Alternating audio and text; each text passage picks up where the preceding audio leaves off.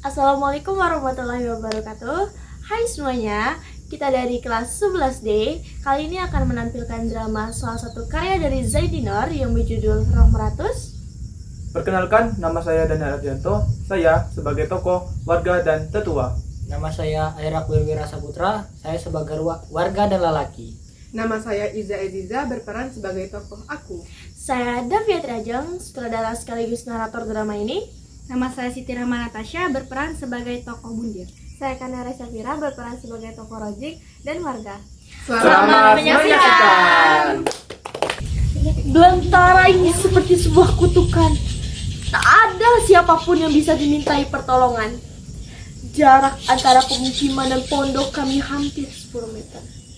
Tak mungkin kami membopong tubuh Rojik, orang ketiga yang dijemput ajalnya, dengan kondisi mayat yang sama seperti kedua teman kami sebelumnya.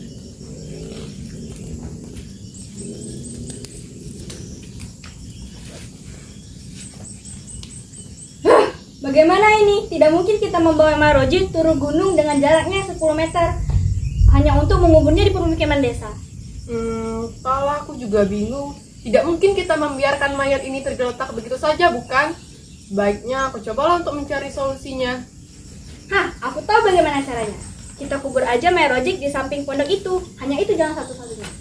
Setelah mereka berdua setuju tentang itu, tanpa pikir panjang, mereka berdua segera menggali lubang dan menyeret tubuh Rojik untuk segera dikuburkan.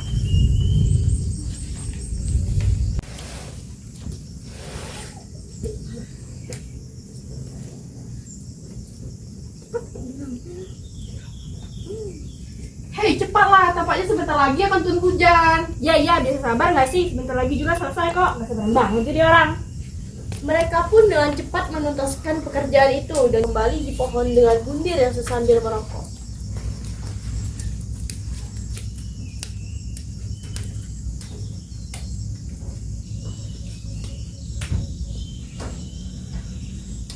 Aku sudah tidak tahan lagi di tempat terkutuk ini.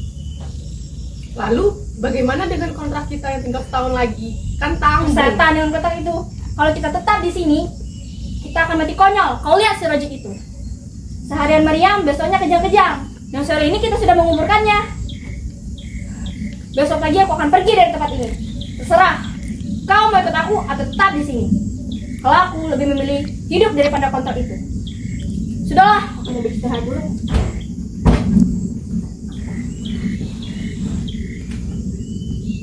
Sebenarnya pun sama kecilnya seperti dirimu, Dir. Tapi jika aku mengikutimu, kontrak kita yang tinggal setahun lagi akan sia-sia begitu saja.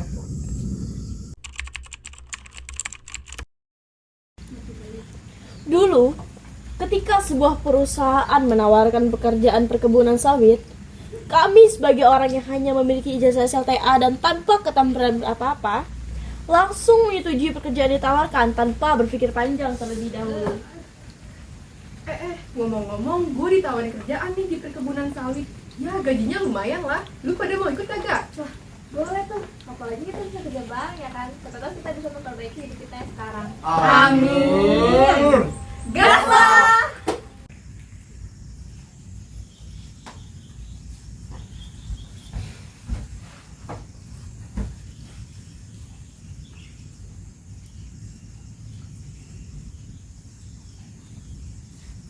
Hei Bundir, apakah kau serius ingin pergi besok?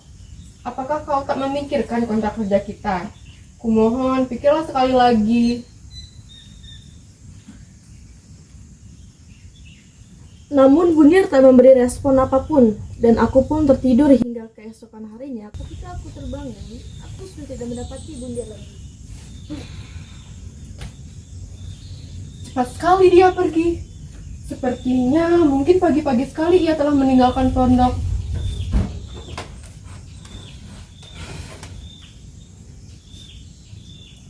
Tak cocok ini. Tak mungkin aku menyelesaikan pekerjaan ini sendirian. Dan lebih tak mungkin lagi, aku tinggal sendirian di belantara ini. Tinggal aku satu-satunya manusia yang akan mati jika aku tetap melanjutkannya. Sebaiknya aku bergegas mengemasi barang-barangku dan keluar dari sini. Tokoh aku pun mulai mengemasi barang-barangnya dan mulai pergi meninggalkan pondok itu dengan harapan dapat menyusul temannya si Bundir.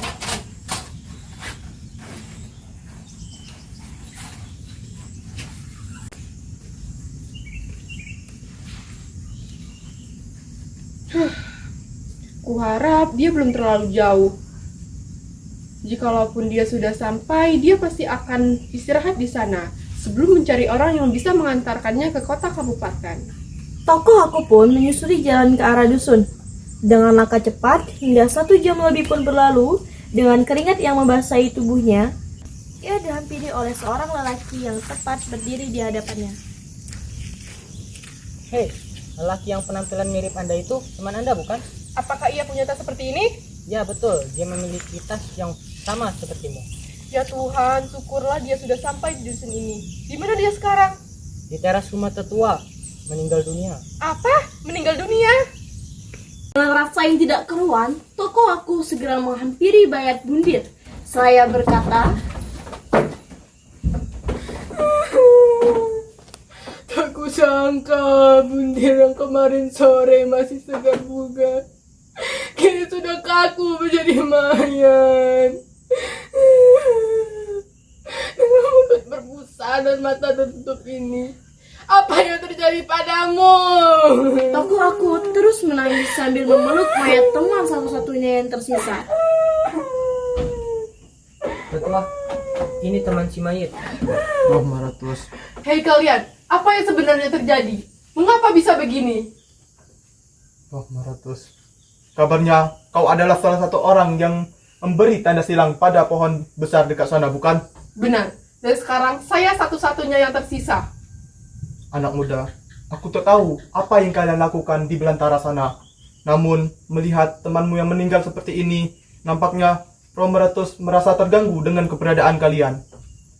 Tiba-tiba, tokoh aku merasa menggigil. Perkataan tetua tak lagi jelas terdengar. Penglihatannya mulai buram. Sesaat kemudian, aku merasa kepanasan. Dahiku mulai berkeringat. Baru 2-3 buliran keringat, hawa dingin menyergap lagi. Beberapa detik kemudian, aku kembali diserang hawa panas. Dingin, panas, dingin lagi, panas lagi. Entah berapa lama aku merasakannya. Hingga tiba-tiba tubuhku terguncang dan... Hei nak, sadarlah. Sepertinya kau juga sudah terkena murka dari Roh Maratus. Apakah aku juga akan mati? Kita masih memiliki beberapa jam sebelum nasibmu sama seperti temanmu yang tadi.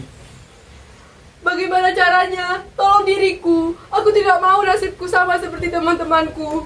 Sang tetua memerintahkan beberapa orang untuk mengurus mayat Bundir. Dan kemudian bergegas masuk ke dalam rumah. Lalu keluar dengan menyandang buta. Salah satu cara agar selamat, kita harus mencari ular tadung yang searah dengan matahari terbit. Itulah salah satu cara agar kamu bisa selamat. Ikutilah aku. Dengan langkah lunglai, tokoh aku pun mengikuti.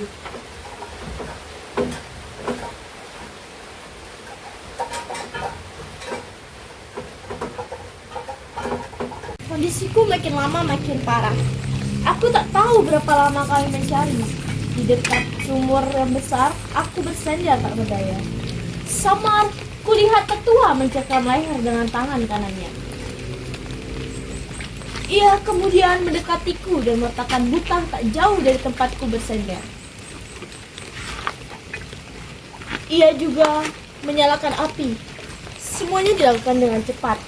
Mengambil air di pancur dengan panci dan langsung merebusnya. Ular, harap kau himung karena akan dijadikan tatamba. Selesai berujar, tetua langsung memasukkan ular ke dalam air yang sedang mendidih. Di dalam panci, ular menggeliat-geliat berontak. Namun hanya sebentar. Dalam pandanganku yang berkunang-kunang, badan ular itu membesar dan memerah jambu di dalam panci.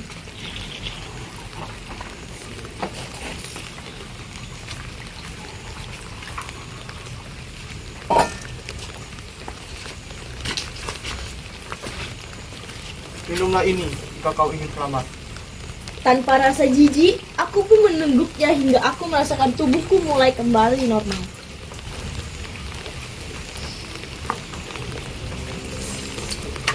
Ayo kita kembali, seraya kita melihat perkembanganmu di jalan.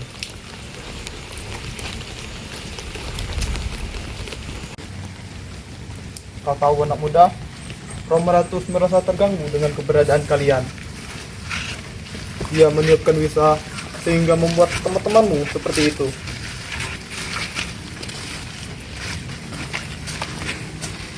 Itu peta yang kau ambil dari rantanmu. Ternyata kalian memang sudah merencanakan ini. Perlahan kubuka gulungan peta di tanganku. Dari peta terlihat jelas pekerjaan kami tinggal sedikit lagi. Jika saja semuanya lancar, mungkin kami akan sampai di tempat ini dan selesailah kontrak kerja kami. Alat-alat berat akan didatangkan dalam waktu singkat.